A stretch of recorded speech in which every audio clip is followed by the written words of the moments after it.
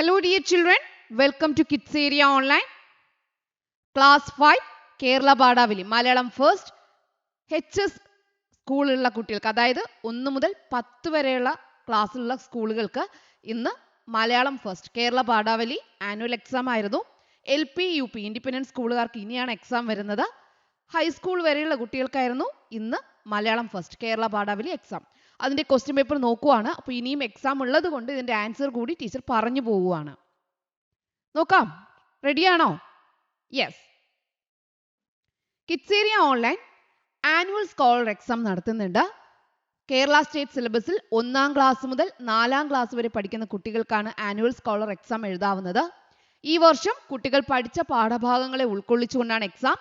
അവധിക്കാലത്ത് വീട്ടിലിരുന്ന് കുട്ടികൾക്ക് ഒഴിവ് സമയം ടെക്സ്റ്റ് ബുക്കിൽ നിന്ന് ഉത്തരങ്ങൾ കണ്ടുപിടിച്ച് എഴുതുന്ന രീതിയിലാണ് എക്സാം.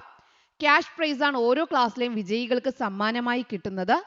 നിങ്ങൾക്ക് അയച്ചു തരുന്ന ബുക്ക്ലെറ്റിൽ ആൻസർ എഴുതി അയക്കുന്ന രീതിയിലാണ് എക്സാം ക്രമീകരിച്ചിരിക്കുന്നത്.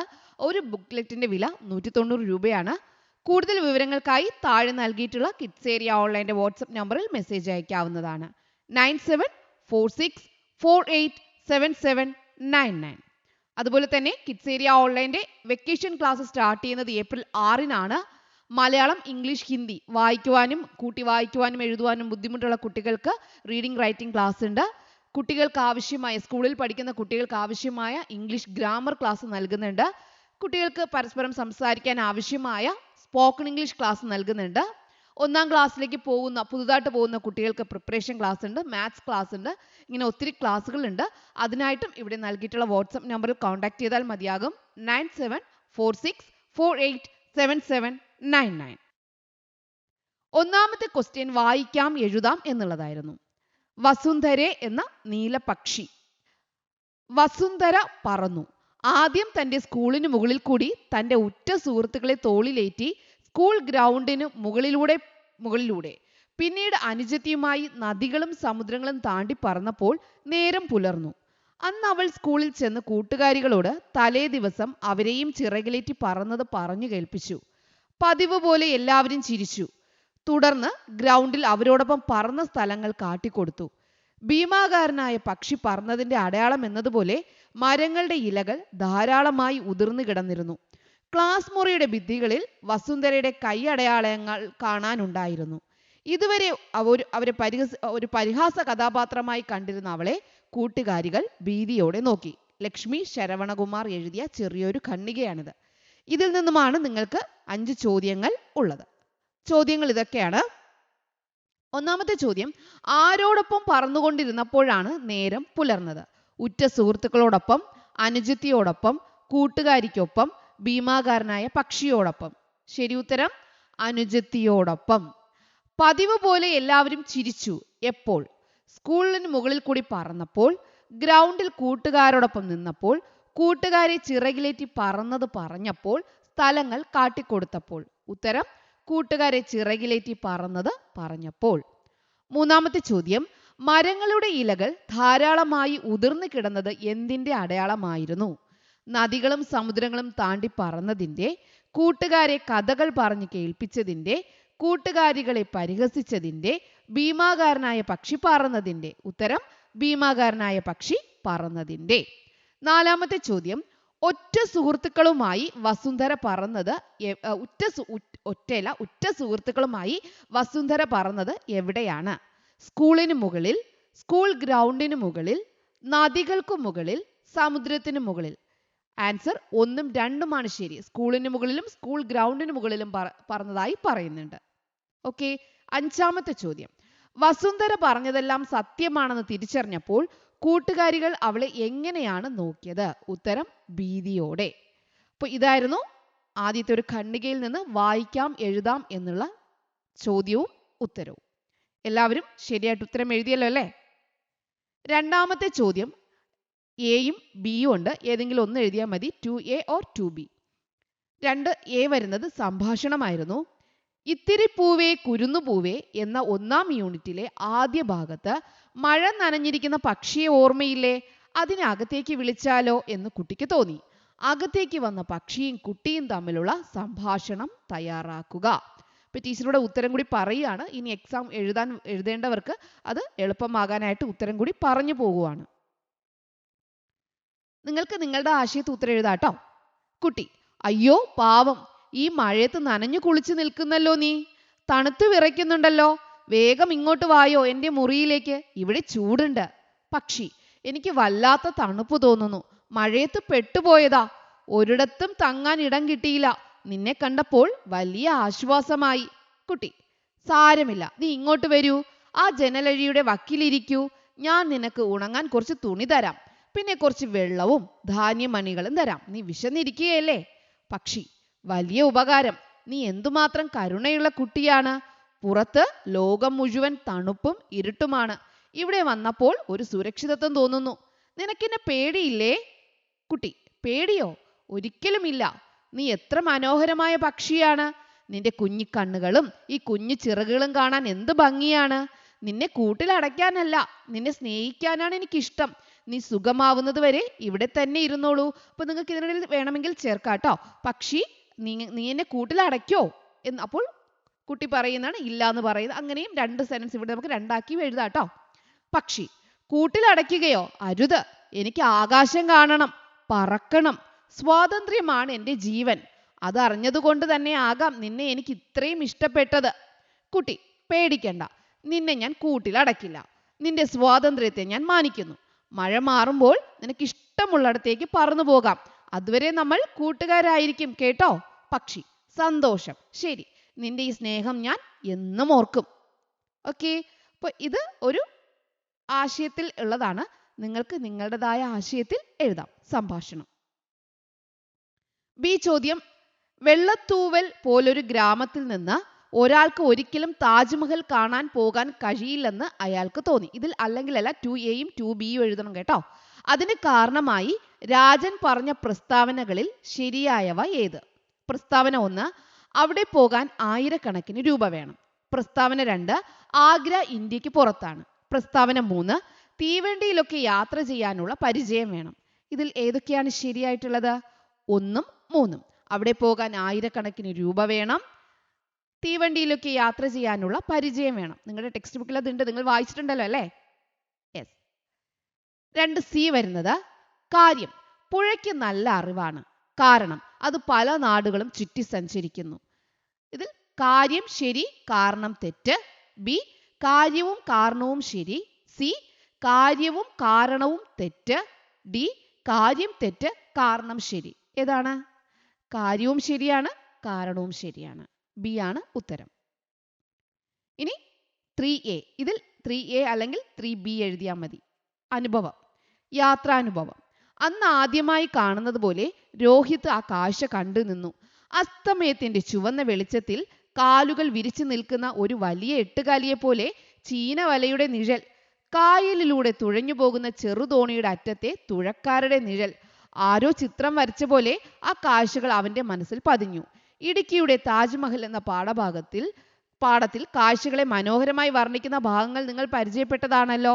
നിങ്ങളുടെ വീടിന് സമീപത്ത് നിത്യവും കാണുന്ന ഏതെങ്കിലും പ്രകൃതി ദൃശ്യത്തെ നിരീക്ഷിച്ചതിന്റെ അനുഭവം എഴുതുക. യാത്രാനുഭവം എന്ന് പറയുന്നതിൽ ചോദിക്കുന്നത് നിങ്ങളുടെ വീടിന്റെ പരിസരത്ത് നിങ്ങൾ ഒരു പ്രകൃതി ദൃശ്യം നിരീക്ഷിച്ചല്ലോ, കണ്ടു നിന്നിട്ടില്ലേ, അതിനെക്കുറിച്ചുള്ള അനുഭവം എഴുതാനാണ്. ടീച്ചറുടെ ഒരു ഉത്തരം പറയുന്നുണ്ട്, നിങ്ങൾക്ക് നിങ്ങളുടേതായ ആശയത്തിൽ ഉത്തരം എഴുതാം. സന്ധ്യാസമയത്ത് വീടിനടുത്തുള്ള പുഴയോരത്ത് നിൽക്കുന്നത് വലിയൊരു അനുഭവമാണ്. ഇവിടെ പുഴയോരത്ത് നിൽക്കുന്ന അനുഭവത്തെക്കുറിച്ചാണ് കേട്ടോ എഴുതുന്നത്. സന്ധ്യാസമയത്ത് വീടിനടുത്തുള്ള പുഴയോരത്ത് നിൽക്കുന്നത് വലിയൊരു അനുഭവമാണ്. സൂര്യൻ മലനിരകൾക്കിടയിലേക്ക് താഴുന്നതോടെ ആകാശം ഓറഞ്ചും ചുവപ്പും നിറങ്ങളാൽ സുന്ദരമായി. ആകാശത്തിന്റെ പ്രതിബിംബം പുഴയിൽ തെളിഞ്ഞപ്പോൾ വെള്ളം ഒരു ചിത്രപ്പണി പോലെ തോന്നി. മീൻപിടുത്തക്കാർ വള്ളം തുഴയുമ്പോൾ വെള്ളത്തിലുണ്ടാകുന്ന ഓളങ്ങൾ സൂര്യപ്രകാശത്തിൽ വെള്ളി പോലെ തിളങ്ങി. പുഴയിലെ മീനുകൾ ഇടയ്ക്കിടെ വെള്ളത്തിന് മുകളിലേക്ക് ചാടുന്നത് കാണാൻ നല്ല ഭംഗിയുണ്ടായിരുന്നു. അവ ചാടുമ്പോൾ വെള്ളത്തിൽ ചെറിയ വട്ടങ്ങൾ വിരിയുന്നത് ശ്രദ്ധേയമായിരുന്നു. മീനുകളുടെ ഈ കളികൾ ആ കാഴ്ചയ്ക്ക് ജീവൻ നൽകി. ഈ ദൃശ്യം കണ്ടു നിൽക്കുന്നത് മനസ്സിന് വലിയൊരു ഉന്മേഷം നൽകി. പ്രകൃതിയുടെ ഈ ഭംഗി കണ്ട് ഞാൻ ഏറെ നേരം അവിടെ തന്നെ നിന്നുപോയി. പക്ഷികൾ കൂടുകളിലേക്ക് മടങ്ങുന്നതും പരിസരത്തെ ശാന്തതയും ആ നിമിഷത്തെ മനോഹരമാക്കി. തിരക്കുകൾക്കിടയിലും മനസ്സിലെ പിരിമുറക്കം കുറയ്ക്കാൻ ഇത്തരം കാഴ്ചകൾക്ക് കഴിയുമെന്ന് ഞാൻ തിരിച്ചറിഞ്ഞു. അപ്പോൾ ഒരു വീടിനടുത്തുള്ള ഒരു പുഴയോരത്ത് നിന്നപ്പോൾ ഉണ്ടായ ഒരു അനുഭവം എന്ന രീതിയിലാണ് എഴുതിയിട്ടുള്ളത്. സൂര്യൻ മലനിരകൾക്കിടയിൽ താഴുമ്പോൾ ആകാശം ഓറഞ്ചും ചുവപ്പും നിറങ്ങളാകുന്നതും, പിന്നെ ആകാശത്തിന്റെ പ്രതിബിംബം വെള്ളത്തിൽ തെളിഞ്ഞപ്പോൾ വെള്ളം ചിത്രപ്പണി പോലെ തോന്നിയതും, മീൻപിടുത്തക്കാർ വള്ളം തുഴയുമ്പോൾ വെള്ളത്തിലുണ്ടാകുന്ന ഓളങ്ങൾ സൂര്യപ്രകാശത്തിൽ വെള്ളി പോലെ തിളങ്ങിയതും, പുഴയിലെ മീനുകൾ വെള്ളത്തിന് മുകളിലേക്ക് ചാടുമ്പോൾ ആ ചെറിയ വട്ടങ്ങൾ വിരിയുന്നതും ആ കാഴ്ചയ്ക്ക് ജീവൻ കിട്ടുന്നതും, അതൊരു വലിയ ഉന്മേഷം കിട്ടുന്നതൊക്കെ അതിനെക്കുറിച്ച് എഴുതിയിട്ടുണ്ട്. പിന്നെ പ്രകൃതിയുടെ ഈ ഭംഗി കണ്ട് ഞാൻ ഏറെ നേരം അവിടെ തന്നെ നിന്നുപോയി. ഇനി വൈകുന്നേരമാണ് പക്ഷികൾ കൂട്ടിലേക്ക് മടങ്ങുന്നത്. ആ സമയത്തെ പരിസരത്തെ ശാന്തത ആ നിമിഷത്തെ മനോഹരമാക്കി. അപ്പോൾ തിരകൾക്കിടയിലും മനസ്സിലെ പിരിമുറുക്കം കുറയ്ക്കാൻ ഇത്തരം കാഴ്ചകൾക്ക് കഴിയുമെന്ന് തിരിച്ചറിഞ്ഞു. 3B ഒന്നുകിൽ 3A എഴുതാം, അല്ലെങ്കിൽ 3B എഴുതിയാൽ മതിയായിരുന്നു. മഴയാനുഭവം എഴുതാനാണെങ്കിൽ, മഴ പെയ്യുന്ന നാളുകളിൽ ചെറുതോടുകളിൽ ഒഴുക്കുകൂടും. ചെറുമീനുകൾ സന്തോഷത്തോടെ ഒഴുക്കിനൊപ്പവും തിരികെയും നീന്തി തുടിക്കും. കൈവെള്ളയിൽ പരൽ മീനുകളെ പിടിക്കാൻ വെറുതെ ശ്രമിക്കും. തണുത്ത വെള്ളത്തിൽ കൈയും കാലും മുക്കി രസിക്കാൻ ഞങ്ങൾ കുട്ടികൾക്കെല്ലാം ഇഷ്ടമായിരുന്നു. മഴക്കാലത്തെ ആഹ്ലാദകരമായ ഒരു അനുഭവമാണ് ഇവിടെ കൊടുത്തിട്ടുള്ളത്. വളരെ വ്യത്യസ്തമായ അനുഭവങ്ങൾ നിങ്ങൾക്കും ഉണ്ടായിരിക്കുമല്ലോ. ഒരു മഴക്കാല അനുഭവം എഴുതുക. മഴക്കാല അനുഭവം ഇന്നലെ ടീച്ചർ മഴക്കാല അനുഭവം പഠിപ്പിച്ചായിരുന്നു എക്സാമിന് മുമ്പായിട്ട്. അത് ഇനി എക്സാം എഴുതുന്നവർ കാണാനുണ്ടെങ്കിൽ അത് കാണണം കേട്ടോ. മഴക്കാല ഓർമ്മ. എൻ്റെ മഴക്കാല ഓർമ്മ. മഴക്കാലത്തെ ഏറ്റവും വലിയ സന്തോഷം പേപ്പർ തോണികൾ ഒഴുക്കുന്നതാണ്. കനത്ത മഴ പെയ്ത് തോർന്നതിന് ശേഷം വീടിൻ്റെ മുറ്റത്ത് രൂപപ്പെടുന്ന ചെറിയ കുളങ്ങളിലും ഒഴുക്കുകളിലും ഞങ്ങൾ കുട്ടികൾ ഒത്തുകൂടും. കടലാസിൽ ഉണ്ടാക്കിയ കൊച്ചു തോണികൾ ആ ഒഴുക്കിലേക്ക് ഇറക്കി വിടുമ്പോൾ ഉണ്ടാകുന്ന ആവേശം ചെറുതൊന്നുമല്ല. ചിലപ്പോൾ ഒരു ചെറിയ ചില്ലക്കഷ്ണത്തിൽ ഇലകൾ കോർത്ത് വെച്ച് ഞങ്ങൾ വലിയ തോണികൾ ഉണ്ടാക്കും. മഴവെള്ളം കുത്തിയൊലിച്ചു പോകുമ്പോൾ ഈ തോണികൾ എങ്ങോട്ടൊക്കെയാണ് യാത്ര ചെയ്യുന്നതെന്ന് കൺപോള ചിമ്മാതെ ഞങ്ങൾ നോക്കി നിൽക്കും. എവിടെയെങ്കിലും തട്ടിമറിഞ്ഞ് വീണാൽ ഉടനെ ഓടിച്ചെന്ന് അത് ശരിയാക്കി യാത്ര തുടരാൻ സഹായിക്കും. ആ ചെറിയ ഒഴുക്കിൽ തോണികൾ താളം തെറ്റാതെ നീങ്ങുന്നത് കാണുമ്പോൾ ഞങ്ങളുടെ മനസ്സിലും വലിയ യാത്രകൾ തുടങ്ങുന്നത് പോലെ തോന്നും. മഴയോടൊപ്പം പെയ്തിറങ്ങുന്ന ഈ കൊച്ചു കുസൃതികൾ ഇന്നും മനസ്സിൽ ഒരു കുളിർമയായി മായാതെ നിൽക്കുന്നു. അപ്പോൾ ഇവിടെ പേപ്പർ തോണികൾ ഒഴുക്കിയതിൻ്റെ ഒരു മഴക്കാല ഓർമ്മയാണ് എഴുതിയത്. മഴക്കാല ഓർമ്മ നിങ്ങൾക്ക് പല രീതിയിലായിരിക്കാം. ഇവിടെ പേപ്പർ തോണികൾ ഉണ്ടാക്കി ആ ഒഴുക്ക് വെള്ളത്തിൽ ഒഴുക്കി വിട്ടതിൻ്റെ മഴക്കാല ഓർമ്മയെക്കുറിച്ചാണ് എഴുതിയിട്ടുള്ളത്. 4A അല്ലെങ്കിൽ 4B എഴുതാം. 4A അഭിപ്രായക്കുറിപ്പാണ്. ഓരോ മരവും ജീവനുള്ള കൂട്ടുകാരാണ്. മുറ്റത്തെ മാവും പ്ലാവും ചെറുചെടികളുമെല്ലാം നിങ്ങൾക്ക് പ്രിയപ്പെട്ട സുഹൃത്തുക്കളാണെന്ന് കരുതുക. മരങ്ങൾ മനസ്സുള്ളവരാണ്, സ്നേഹമുള്ളവരും. നിങ്ങളുടെ അഭിപ്രായം എന്താണ്? കുറിപ്പ് തയ്യാറാക്കുക. ഇതിനെക്കുറിച്ചുള്ള നിങ്ങളുടെ അഭിപ്രായം കുറിപ്പായിട്ട് എഴുതാനാണ് പറയുന്നത്. ഓരോ മരവും ജീവനുള്ള കൂട്ടുകാരാണ് എന്നതിനെക്കുറിച്ചുള്ള കുറിപ്പ് തയ്യാറാക്കുക. മരങ്ങൾ നമ്മുടെ ജീവനുള്ള കൂട്ടുകാർ. കുറിപ്പ് തയ്യാറാക്കുമ്പോൾ ഒരു ഹെഡിങ് കൊടുത്തു, മരങ്ങൾ നമ്മുടെ ജീവനുള്ള കൂട്ടുകാർ. മരങ്ങൾ കേവലം കാഴ്ചയ്ക്കുള്ള വസ്തുക്കളല്ല, മറിച്ച് നമുക്ക് ചുറ്റും ജീവിക്കുന്ന വലിയൊരു ലോകമാണ്. മരങ്ങളെ സ്നേഹത്തോടെയും ആദരവോടെയും കാണുമ്പോൾ അവ ശരിക്കും നമ്മുടെ ജീവനുള്ള കൂട്ടുകാരായി മാറുന്നു. മരങ്ങളെ സ്നേഹത്തോടെയും ആദരവോടെയും കാണുമ്പോൾ മരങ്ങൾ ശരിക്കും നമ്മുടെ ജീവനുള്ള കൂട്ടുകാരായി മാറുന്നു. ഓരോ മരത്തിനും അതിൻ്റെതായ വ്യക്തിത്വവും കഥകളും ഉണ്ടെന്ന് ഞാൻ വിശ്വസിക്കുന്നു. മുറ്റത്തെ മാവും പ്ലാവും വെറുതെ നിൽക്കുന്ന മരങ്ങളല്ല, അവ നമ്മുടെ വിശേഷങ്ങൾ കേൾക്കുന്ന നിശബ്ദരായ സുഹൃത്തുക്കളാണ്. വേനൽ ചൂടിൽ തണൽ നൽകിയും മഴയിൽ നമ്മെ സംരക്ഷിച്ചും അവ എന്നും നമുക്ക് കൂട്ടായി നിൽക്കുന്നു. മരങ്ങൾ മനസ്സുള്ളവരാണെന്ന് പറയുന്നത് വെറും വാക്കല്ല. നമ്മൾ അവയെ സ്നേഹത്തോടെ പരിപാലിക്കുമ്പോൾ അത് തിരികെ തളിരിലകളായും മധുരമുള്ള ഫലങ്ങളായും പൂക്കളായും അവർ നമുക്ക് നൽകുന്നു. ഒറ്റപ്പെട്ട നിമിഷങ്ങളിൽ മരച്ചുവട്ടിൽ പോയിരിക്കുന്നത് വലിയൊരു ആശ്വാസമാണ്. ഒരു മരം നടുന്നതും അത് വളരുന്നത് നോക്കി നിൽക്കുന്നതും ഏറ്റവും വലിയ സൗഹൃദങ്ങളിൽ ഒന്നാണ്. പ്രകൃതിയുമായുള്ള ഈ സ്നേഹബന്ധം നിലനിർത്തേണ്ടത് ഓരോരുത്തരുടെയും ഉത്തരവാദിത്തമാണ്. മരങ്ങളെ സ്നേഹിക്കുന്നതിലൂടെ നമ്മൾ നമ്മളെ തന്നെയാണ് കൂടുതൽ മനോഹരമായി സ്നേഹിക്കുന്നത്. മരങ്ങൾ നിലനിൽക്കുമ്പോൾ മാത്രമേ ഈ ലോകം സുന്ദരവും ആരോഗ്യകരവുമാകൂ. ഇപ്പോൾ ടീച്ചർ വേഗത്തിൽ വായിച്ചു പോയി എന്നേ ഉള്ളൂ. നിങ്ങൾക്ക് ഇത് പഠിക്കാനായിട്ട് നിങ്ങൾ എന്ത് ചെയ്യണം? ഒരിക്കൽ കൂടി ഇത് കേട്ടാൽ മതി കേട്ടോ. 1-2 പ്രാവശ്യം കേൾക്കുമ്പോൾ നിങ്ങൾക്ക് ഇതിൽ നിന്ന് കുറേ കാര്യങ്ങൾ നിങ്ങൾക്ക് മനസ്സിലാവും. അല്ലെങ്കിൽ നിങ്ങൾക്ക് എഴുതിയെടുത്തും എന്ത് ചെയ്യാം? ഇതിൻ്റെ ഈ ചെറിയ ചെറിയ സെൻറ്റൻസുകൾ നിങ്ങൾക്ക് ഓർമ്മയിൽ സൂക്ഷിക്കാം. അത് നിങ്ങൾക്ക് എക്സാം എഴുതുന്നതിന് ഒത്തിരി പ്രയോജനപ്പെടും. അപ്പോൾ എല്ലാവരും അതുകൂടെ ശ്രദ്ധിക്കണേ. 4B ചോദ്യം വിശകലനക്കുറിപ്പായിരുന്നു. 4A അഭിപ്രായക്കുറിപ്പാണ്, അല്ലെങ്കിൽ ഇത് എഴുതിയാൽ മതി. വിശകലനക്കുറിപ്പ്. അമ്മയെ കെട്ടിപ്പിടിച്ച് കിടക്കുമ്പോൾ അപർണ പറഞ്ഞു, അമ്മയ്ക്ക് നല്ല മണം, എന്തു മണം, അമ്മ മണം. നിങ്ങളുടെ ടെക്സ്റ്റ് ബുക്കിൽ ഇതുണ്ട്, വിശകലനം ചെയ്യാനായിട്ട്. കണ്ടായിരുന്നോ നിങ്ങൾ? അതിലുള്ള 3 വരിയാണ്. അതിനും താഴെ നിങ്ങളുടെ ടെക്സ്റ്റ് ബുക്കിൽ ചെറിയൊരു ഖണ്ഡിക കൊടുത്തിട്ടുണ്ടായിരുന്നു. സ്കൂൾ വിദ്യാർത്ഥിയായ മകൻ രാവിലെ പഠിക്കുന്നതിനിടയിൽ അമ്മയെ വിളിച്ചു. ആദ്യം പതുക്കെ, പിന്നെ തെല്ലുറക്കെ. അങ്ങനെ 3-4 വട്ടം അമ്മ വിളി കേട്ടില്ല. അപ്പോൾ ഈ 2 കാര്യങ്ങളും ഒരു പാഠത്തിൻ്റെ, നിങ്ങളുടെ ആ ഒരു പാഠം കഴിഞ്ഞിട്ട് താഴെ നിങ്ങൾക്ക് എക്സസൈസ് ചെയ്യാനുള്ള ആ ഒരു സ്ഥലത്താണ് ഉണ്ടായിരുന്നത്. നിങ്ങൾ ശ്രദ്ധിച്ചിട്ടുണ്ടാകും. പാഠപുസ്തകത്തിൽ ഈ 2 സന്ദർഭങ്ങളും വിശകലനം ചെയ്ത് കുറിപ്പ് തയ്യാറാക്കുക. വിശകലനക്കുറിപ്പ്, ഈ 2 സന്ദർഭങ്ങളും തമ്മിലുള്ള വിശകലനക്കുറിപ്പ് തയ്യാറാക്കാനാണ്. അമ്മ എന്നതിനെക്കുറിച്ച് ടീച്ചർ ഒരു ക്ലാസ് പഠിപ്പിച്ചിട്ടുണ്ടായിരുന്നു. ഇന്നലെ എക്സാമിന് മുമ്പത്തെ ക്ലാസ്സിൽ ടീച്ചർ പഠിപ്പിച്ചിട്ടുണ്ടായിരുന്നു അമ്മയെക്കുറിച്ച്. അത് നിങ്ങൾക്ക് എന്ത് ചെയ്യാം, അതും കൂടെ നിങ്ങൾ എക്സാം എഴുതാൻ പോകുന്നവർ വായിച്ചു വെച്ചേക്കാം കേട്ടോ. ഒരു കുടുംബത്തിൻ്റെ നട്ടെല്ലാണ് അമ്മ. എന്നാൽ ഒരേ സമയം പല റോളുകൾ കൈകാര്യം ചെയ്യേണ്ടി വരുന്ന ആധുനിക കാലത്തെ അമ്മമാരുടെ അവസ്ഥയെയാണ് ഈ 2 സന്ദർഭങ്ങളും വെളിപ്പെടുത്തുന്നത്. ഒരു കുടുംബത്തിൻ്റെ നട്ടെല്ലാണ് അമ്മ, എന്നാൽ ഒരേ സമയം പല റോളുകളും കൈകാര്യം ചെയ്യേണ്ടി വരുന്ന ആധുനിക കാലത്ത്, ഇപ്പോഴത്തെ കാലത്തെ അമ്മമാരുടെ അവസ്ഥയാണ് ഈ 2 സന്ദർഭങ്ങളും വെളിപ്പെടുത്തുന്നത്. ആദ്യത്തെ സന്ദർഭത്തിൽ പഠനത്തിനിടയിൽ മകൻ അമ്മയെ പലതവണ വിളിച്ചിട്ടും അവർ കേൾക്കുന്നില്ല. ഇത് മനഃപൂർവമായ അവഗണനയല്ല, മറിച്ച് പുലർച്ചെ മുതൽ തുടങ്ങുന്ന വീട്ടുജോലികളുടെയും ഓഫീസിൽ കൃത്യസമയത്ത് എത്താനുള്ള നെട്ടോട്ടത്തിൻ്റെയും സമ്മർദ്ദമാണ്.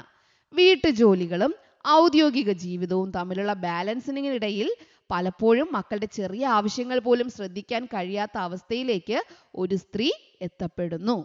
ആ സമയത്തെ അവരുടെ മൗനം യഥാർത്ഥത്തിൽ നിസ്സഹായതയുടെയും അമിതഭാരത്തിൻ്റെയും പ്രതിഫലനമാണ്. രണ്ടാമത്തെ സന്ദർഭം അമ്മയും മകളും തമ്മിലുള്ള തീവ്രമായ സ്നേഹബന്ധത്തെയാണ് അടയാളപ്പെടുത്തുന്നത്. അമ്മയ്ക്ക് നല്ല മണം എന്ന അപർണയുടെ വാക്കുകൾ മക്കൾക്കമ്മ വെറുമൊരു വീട്ടുജോലിക്കാരിയല്ല, മറിച്ച് സ്നേഹത്തിൻ്റെ സുരക്ഷിതമായ ഒരിടമാണെന്നും ഓർമ്മിപ്പിക്കുന്നു. എല്ലാ തിരക്കുകൾക്കും മുകളിലാണ് അമ്മയുടെ സാമീപ്യം നൽകുന്ന ആശ്വാസമെന്നും ആ വരികൾ വ്യക്തമാക്കുന്നു. അപ്പോൾ രണ്ടും 2 രീതിയിലാണെങ്കിലും അമ്മ സ്നേഹത്തിൻ്റെ സുരക്ഷിതത്വമായ ഒരു ഇടമാണ്. ആ ഒരു അമ്മ എന്താണ്, ആ ഒരു തിരക്കിനിടയിൽ എല്ലാ മക്കളെ നല്ലതുപോലെ ശ്രദ്ധിക്കാൻ പറ്റാതെ പോകുന്നു എന്നത് രണ്ടും കൂടെ ഒരുമിച്ച് എന്ത് ചെയ്തിരിക്കുന്നു, ഈ വിശകലനം ചെയ്ത് പറഞ്ഞിരിക്കുന്നു. ഓക്കെ, 5ാമത്തെ ഡയറി എഴുതാനാണേ. കടുത്ത വേനൽക്കാലമായിരുന്നു. ഇന്നലെ ടീച്ചർ ഒരു ഡയറി പറഞ്ഞിട്ടുണ്ടായിരുന്നു ഇന്നലത്തെ ക്ലാസ്സിൽ. ഓക്കെ, ഇത് മറ്റൊരു ഡയറിയാണ്. കടുത്ത വേനൽക്കാലമായിരുന്നു. രാത്രിയിലും നല്ല ചൂട്. വർഷ വിയർത്തു കുളിച്ച് ഉറക്കം വരാതെ കിടന്നു. പിന്നെ മയങ്ങി. ഒരാൽമരം കാറ്റിലിളകുന്ന ഇലകളുമായി അവൾ കരികിലെത്തി. കാറ്റിൻ്റെ സുഖത്തിൽ, ഇലകളുടെ തണുപ്പിൽ അവൾ സുഖമായി ഉറങ്ങി. പിന്നെ സ്വപ്നത്തിൽ നിന്ന് ഉണർന്നു. ഈ സ്വപ്നത്തെക്കുറിച്ച് വർഷ എഴുതാനുള്ള ഡയറി കുറിപ്പ് തയ്യാറാക്കുക. രാത്രി നല്ല ചൂടത്ത് കിടക്കുകയായിരുന്നു. പെട്ടെന്നാണ് ഒരു ആൽമരം കാറ്റിലിളകുന്ന ഇലകളുമായി അവൾ കരികിലെത്തി. ആ സുഖത്തിലും തണുപ്പിലും അവൾ ഉറങ്ങി. അപ്പോൾ അതിനെക്കുറിച്ച്, ആ സ്വപ്നത്തെക്കുറിച്ച് വർഷ എഴുതാനുള്ള ഡയറി കുറിപ്പ് തയ്യാറാക്കുക. എന്തൊരു ദിവസം എഴുതണം കേട്ടോ, തീയതിയും ദിവസം. ഇന്നത്തെ ദിവസം എഴുതിയിരിക്കുന്നതേ ഉള്ളൂ. എന്തൊരു ചൂടാണ്! രാത്രിയിലും ശ്വാസം മുട്ടിക്കുന്ന അവസ്ഥ. വിയർത്ത് കുളിച്ച് കിടന്നത് കൊണ്ട് ഒട്ടും ഉറക്കം വന്നില്ല. വിയർത്ത് കുളിച്ച് കിടന്നത് കൊണ്ട് ഒട്ടും ഉറക്കം വന്നില്ല.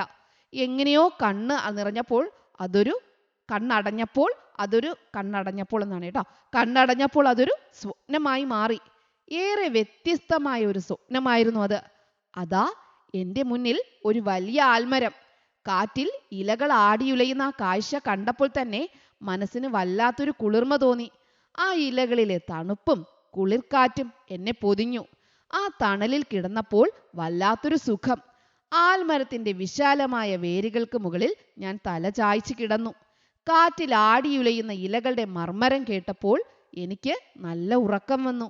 ചൂടിൽ നിന്നെല്ലാം അകന്ന് ആ മരത്തിൻ്റെ തണുപ്പിൽ ഞാൻ ഗാഢമായി ഉറങ്ങിപ്പോയി.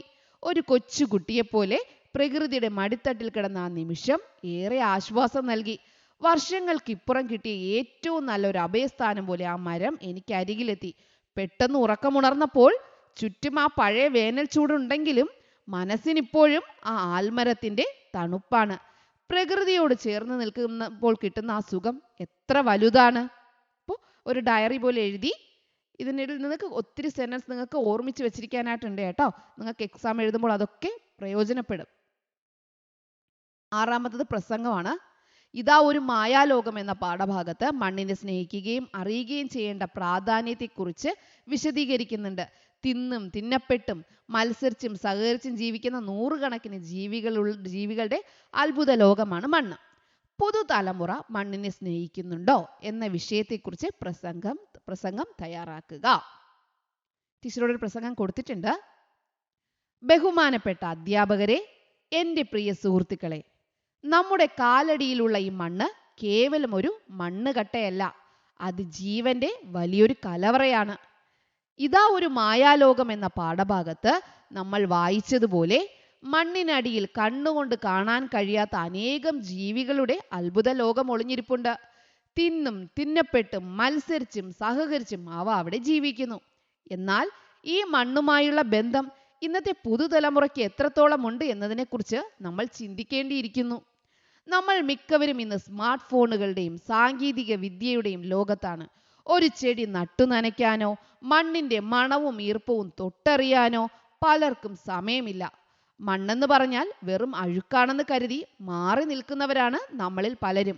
അഴുക്കെന്ന് നമ്മൾ കരുതുന്ന ഈ മണ്ണാണ് നമുക്ക് വേണ്ട ഭക്ഷണവും വെള്ളവും നൽകുന്നത് എന്ന് നമ്മൾ മറന്നുപോകുന്നു. എന്നാൽ എല്ലാം നഷ്ടപ്പെട്ടുവെന്ന് ഇതിനർത്ഥമില്ല. ജൈവ കൃഷിയിലേക്കും പരിസ്ഥിതി സൗഹൃദപരമായ പ്രവർത്തനങ്ങളിലേക്കും ഇന്ന് കൂടുതൽ യുവതലമുറ കടന്നു വരുന്നുണ്ട്. സ്വന്തം മട്ടുപ്പാവിലും വീട്ടുമുറ്റത്തും ചെടികൾ വളർത്താനും മണ്ണിലെ ജീവജാലങ്ങളെക്കുറിച്ച് പഠിക്കാനും ശ്രമിക്കുന്ന നിരവധി കൂട്ടുകാർ നമുക്കിടയിലുണ്ട്. പ്രകൃതിയെ സ്നേഹിക്കാൻ പഠിക്കുന്നതിലൂടെ നമ്മൾ നമ്മുടെ നിലനിൽപ്പിനെ കൂടിയാണ് സംരക്ഷിക്കുന്നത്. അതുകൊണ്ട് സുഹൃത്തുക്കളെ, മണ്ണിനെ വെറും അഴുക്കായി കാണാതെ അത് നമ്മുടെ ജീവന്റെ അടിത്തറയാണെന്ന് തിരിച്ചറിയാം. ഒരു ചെടിയെങ്കിലും നട്ടു നനയ്ക്കാം. മണ്ണിന്റെ മണം ഒന്ന് ആസ്വദിച്ചു നോക്കാം. വരും തലമുറയ്ക്ക് ജീവിക്കാൻ ഈ മണ്ണ് ബാക്കി വെക്കേണ്ടത് നമ്മുടെ ഓരോരുത്തരുടെയും കടമയാണ്. നന്ദി, നമസ്കാരം. ആദ്യം പ്രസംഗം തുടങ്ങുമ്പോൾ നമുക്കറിയാലോ എങ്ങനെ ചെയ്യേണ്ടത്. ബഹുമാനപ്പെട്ട അധ്യാപകരെ, എൻ്റെ പ്രിയ സുഹൃത്തുക്കളെ, നമ്മൾ എല്ലാവരുടെയും ആദ്യം നമ്മൾ അവരെ എന്ത് ചെയ്യണം, അവിടെ ആരൊക്കെയാണോ ഉള്ളത് അവരെ വെൽക്കം ചെയ്ത് അവരെ വിളിക്കണം. എന്നിട്ടാണ് നമ്മൾ എന്തിനെക്കുറിച്ചുള്ള പ്രസംഗമാണ്, എന്തിനെക്കുറിച്ചാണ് പറയാൻ പോകുന്നതെന്ന് പറയുക. എന്നിട്ട് ഇന്നത്തെ കാലഘട്ടത്തെക്കുറിച്ച് പറയുക. പ്രസംഗം എന്ത് ചെയ്യുക, നമുക്ക് നല്ലൊരു ഉപദേശം കൊടുക്കാം, നമുക്ക് അതിനെ നല്ലതുപോലെ ഒന്ന് അവസാനിപ്പിക്കാം. അവസാനം നന്ദി, നമസ്കാരം. ഓക്കെ, അപ്പം ഇങ്ങനെയാണ് ഒരു പ്രസംഗം തയ്യാറാക്കാം. അപ്പോൾ ഈ 6 ചോദ്യങ്ങളായിരുന്നു ഇന്നത്തെ എക്സാമിന് ഉണ്ടായിരുന്നത്. ടീച്ചർ ഇതിൻ്റെ കൂടെ ഉത്തരങ്ങൾ കൂടി ഉൾപ്പെടുത്തിയെന്നേ ഉള്ളൂ. ഇനി LP UP എക്സാം വരാനിരിക്കുവാണ് LP UP ഉള്ള സ്കൂളുകളിൽ. അപ്പോൾ അവർക്ക് ഇത് ഒത്തിരി പ്രയോജനം ചെയ്യും. അതുകൊണ്ട് ഉത്തരം കൂടി ഉൾപ്പെടുത്തിയെന്നേ ഉള്ളൂ. നിങ്ങൾ കാണുമ്പോൾ ഇതിന് മുൻപ് ടീച്ചർ ഒരു ക്ലാസ് കൂടി എടുത്തിട്ടുണ്ട്. അതും കൂടി കാണാനായിട്ട് ശ്രദ്ധിക്കാം. Okay okay children, bye bye, thank you. കിഡ്സേരിയ online annual scholar exam നടത്തുന്നുണ്ട്. കേരള സ്റ്റേറ്റ് സിലബസിൽ 1ാം ക്ലാസ് മുതൽ 4ാം ക്ലാസ് വരെ പഠിക്കുന്ന കുട്ടികൾക്കാണ് ആനുവൽ സ്കോളർ എക്സാം എഴുതാവുന്നത്. ഈ വർഷം കുട്ടികൾ പഠിച്ച പാഠഭാഗങ്ങളെ ഉൾക്കൊള്ളിച്ചുകൊണ്ടാണ് എക്സാം. അവധിക്കാലത്ത് വീട്ടിലിരുന്ന് കുട്ടികൾക്ക് ഒഴിവ് സമയം ടെക്സ്റ്റ് ബുക്കിൽ നിന്ന് ഉത്തരങ്ങൾ കണ്ടുപിടിച്ച് എഴുതുന്ന രീതിയിലാണ് എക്സാം. ക്യാഷ് പ്രൈസ് ആണ് ഓരോ ക്ലാസ്സിലെയും വിജയികൾക്ക് സമ്മാനമായി കിട്ടുന്നത്. നിങ്ങൾക്ക് അയച്ചു തരുന്ന ബുക്ക്ലെറ്റിൽ ആൻസർ എഴുതി അയക്കുന്ന രീതിയിലാണ് എക്സാം ക്രമീകരിച്ചിരിക്കുന്നത്. ഒരു ബുക്ക്ലെറ്റിന്റെ വില 190 രൂപയാണ്. കൂടുതൽ വിവരങ്ങൾക്കായി താഴെ നൽകിയിട്ടുള്ള കിഡ്സേരിയ ഓൺലൈൻ്റെ വാട്സപ്പ് നമ്പറിൽ മെസ്സേജ് അയക്കാവുന്നതാണ്. 9746487799. അതുപോലെ തന്നെ കിഡ്സേരിയ ഓൺലൈൻ്റെ വെക്കേഷൻ ക്ലാസ് സ്റ്റാർട്ട് ചെയ്യുന്നത് ഏപ്രിൽ 6-നാണ്. മലയാളം, ഇംഗ്ലീഷ്, ഹിന്ദി വായിക്കുവാനും കൂട്ടി വായിക്കുവാനും എഴുതുവാനും ബുദ്ധിമുട്ടുള്ള കുട്ടികൾക്ക് റീഡിംഗ് റൈറ്റിംഗ് ക്ലാസ് ഉണ്ട്. കുട്ടികൾക്ക് ആവശ്യമായ, സ്കൂളിൽ പഠിക്കുന്ന കുട്ടികൾക്ക് ആവശ്യമായ ഇംഗ്ലീഷ് ഗ്രാമർ ക്ലാസ് നൽകുന്നുണ്ട്. കുട്ടികൾക്ക് പരസ്പരം സംസാരിക്കാൻ ആവശ്യമായ സ്പോക്കൺ ഇംഗ്ലീഷ് ക്ലാസ് നൽകുന്നുണ്ട്. 1ാം ക്ലാസ്സിലേക്ക് പുതുതായിട്ട് പോകുന്ന കുട്ടികൾക്ക് പ്രിപ്പറേഷൻ ക്ലാസ് ഉണ്ട്, മാത്സ് ക്ലാസ് ഉണ്ട്. ഇങ്ങനെ ഒത്തിരി ക്ലാസ്സുകളുണ്ട്. അതിനായിട്ടും ഇവിടെ നൽകിയിട്ടുള്ള വാട്സപ്പ് നമ്പറിൽ കോൺടാക്ട് ചെയ്താൽ മതിയാകും. 9746487799.